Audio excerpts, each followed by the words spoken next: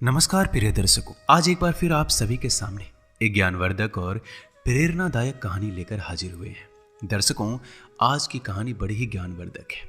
इस कहानी में आपको सीखने को मिलेगा कि घर में पुत्र वधू आने के बाद, घर में बहू आने के बाद सास और ससुर को कैसे रहना चाहिए, किस तरह का बर्ताव करना चाहिए।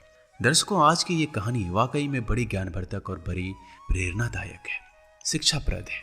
इससे आपको बहुत कुछ सीखने को मिलेगा। जो मनुष्य इन 4 बातों का ध्यान रखता है, घर में आई पुत्र वधू उस घर को पूरी तरह से धन से भर देती है।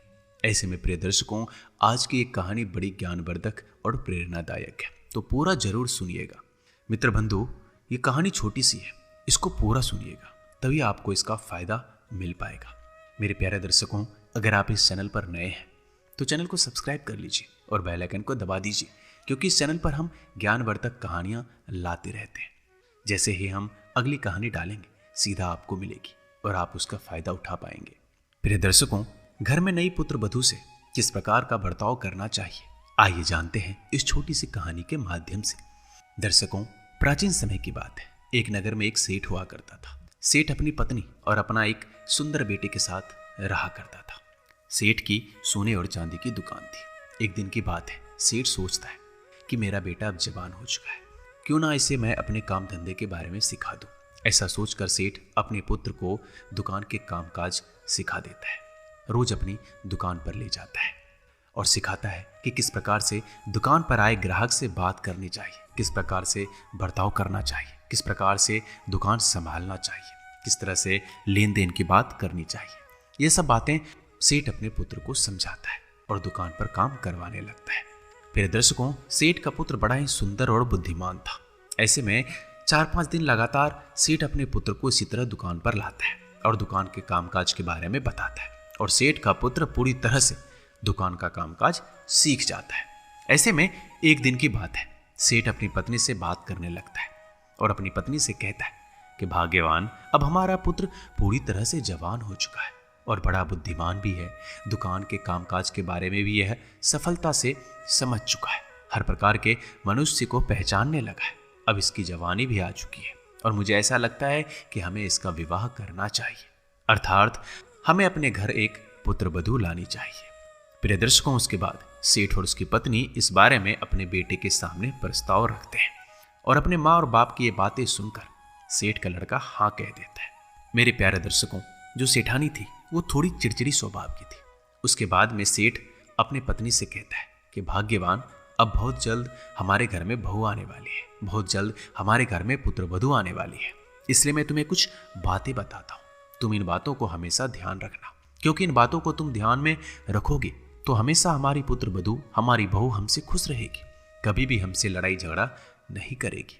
प्रिय दर्शकों, उसके बाद में वो सेठ की पत्नी सेठ से कहती है, अजी सुनो, ये तुम्हारे ज्ञानवर्धक उपदेश तुम अपने पास रखो, मुझे ना दो।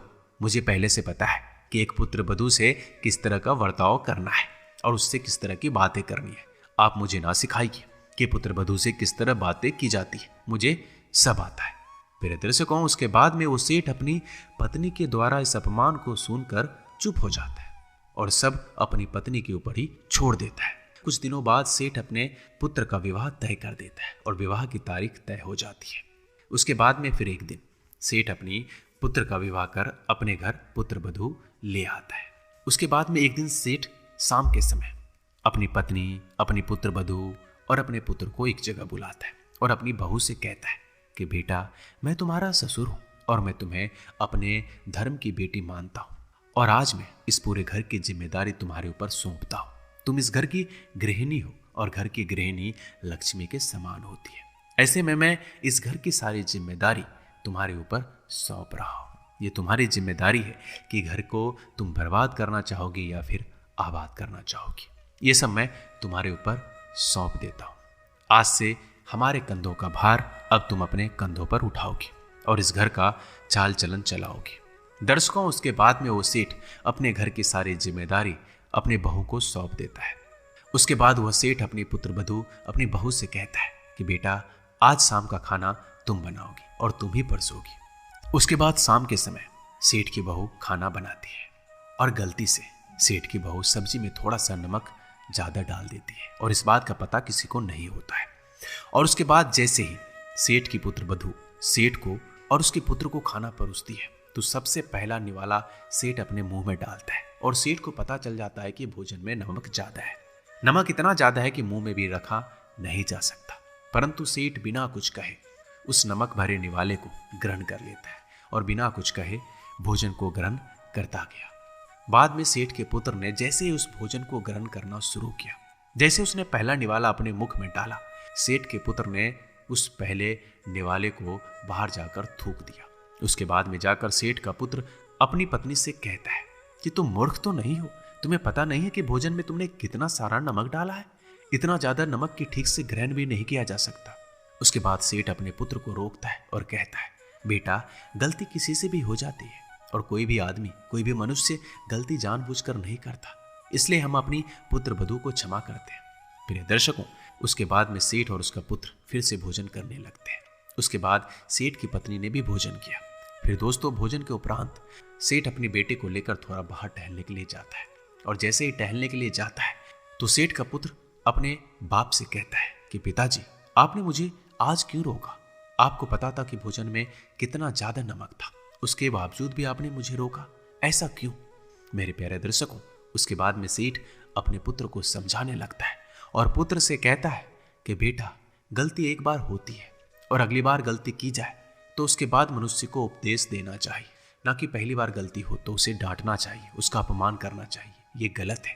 प्रिय दर्शकों, उसके बाद में वो सेठ अपने पुत्र से कहता है कि मैं तुम्हें आज 4 ऐसी बातें बताऊंगा, अगर जो सास ससुर इन 4 बातों पर अमल करेंगे तो अपने जीवन में कभी दुखी नहीं रहेंगे, या फिर जो पति और पत्नी इन बातों को अमल करते हैं उनके बीच में कभी झगड़ा नहीं होता। प्रिय दर्शकों, उसके बाद में वो सेठ सर्वप्रथम बात बताता है कि बेटा, कभी भी किसी पति को, अपने पत्नी को किसी के सामने नहीं डांटना चाहिए, किसी अन्य व्यक्ति के सामने उसका अपमान नहीं करना चाहिए। जो पुरुष अपनी पत्नी का अन्य लोगों के सामने अपमान करता है, उसे अपशब्द कहता है, वो पत्नी सबकी नजरों में गिर जाती है, उसका मान सम्मान कम हो जाता है और उसके बाद वो स्त्री अपने पति से दूर भागने लगती है और उसका अपमान हो जाता है। इसलिए कभी भी किसी भी पुरुष को अपनी पत्नी का अपमान किसी के सामने नहीं करना चाहिए। अब दूसरी बात सेठ बताता है कि कभी भी किसी पुरुष को अपने पति और पत्नी के बीच की बातें किसी अन्य व्यक्ति को नहीं बतानी चाहिए, क्योंकि जो पुरुष है या फिर जो स्त्री अपने पति और पत्नी के बीच की बातें किसी दूसरे को बताता है, उसका विवाहित जीवन कभी सुख समृद्धि में नहीं कटता है। इसलिए इस बात का खास ध्यान रखना चाहिए। मेरे प्यारे दर्शकों, उसके बाद सेठ तीसरी बात बताता है कि हर सास ससुर को इस बात का खास ध्यान रखना है कि कभी भी अपने पुत्र वधू से किसी भी तरह की गलती होती है तो उसे माफ कर देना चाहिए, उसे उपदेश नहीं देना चाहिए, उसका अपमान कभी नहीं करना चाहिए। जो सास ससुर अपने बहू का, अपने पुत्र वधू का अपमान करते हैं, उससे अपशब्द कहते हैं, उन्हें पाप लगता है और उनके घरों में कभी दौलत नहीं आ पाती है, कभी धन नहीं आ पाता है, क्योंकि पुत्र वधू को लक्ष्मी का रूप माना जाता है।